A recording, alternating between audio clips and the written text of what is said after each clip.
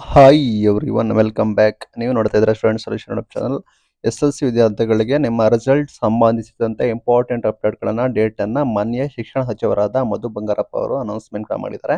Detail ಆಗಿ ಮಾಹಿತಿಯನ್ನು ತಿಳಿಸ್ಕೊಡ್ತೀನಿ. ಚಾನಲ್ಗೆ ಸಬ್ಸ್ಕ್ರೈಬ್ ಆಗಿ ವಿಡಿಯೋ ಇಷ್ಟ ಆದರೆ ಲೈಕ್ ಮಾಡಿ.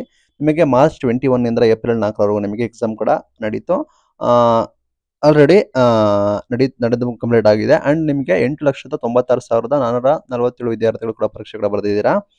2,818 ಕೇಂದ್ರಗಳು ಕೂಡ ಇತ್ತು. ಅದರಲ್ಲಿ 15,881 ಸರ್ಕಾರಿ ಶಾಲೆಗಳು ಕೂಡ ಇತ್ತು.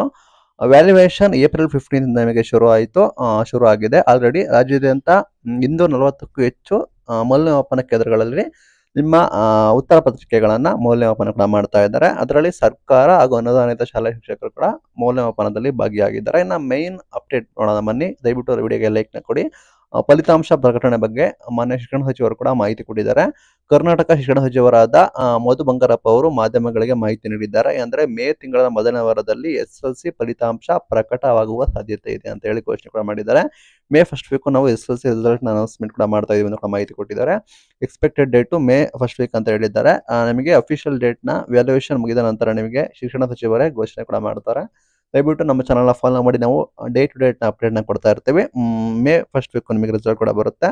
ಈ ಎರಡು ವೆಬ್ಸೈಟ್ನಲ್ಲಿ ರಿಸಲ್ಟ್ನ ಕೂಡ ನೋಡ್ಬೋದು. ವಿದ್ಯಾರ್ಥಿಗಳು ತಮ್ಮ ನೋಂದಾಯಿತ ತಮ್ಮ ರಿಜಿಸ್ಟ್ರೇಷನ್ ಆಗಿರೋ ಮೊಬೈಲ್ ನಂಬರ್ಗೆ SMS ಮುಖಾಂತರ ಕೂಡ ನಿಮ್ಮ ರಿಸಲ್ಟ್ ಕೂಡ ಘೋಷಣೆ ಕೂಡ ಮಾಡ್ತಾರೆ. ನಂತರ ನೀವು ಮರುಪರಿಶೀಲನೆ ಅಂದರೆ ರಿವ್ಯಾಲ್ಯೂಯೇಷನ್ ಅಂಡ್ ರೀಟೋಲಿಂಗ್ ಬೇಕಾದರೆ ಅರ್ಜಿ ಸಲ್ಲಿಸಬಹುದು.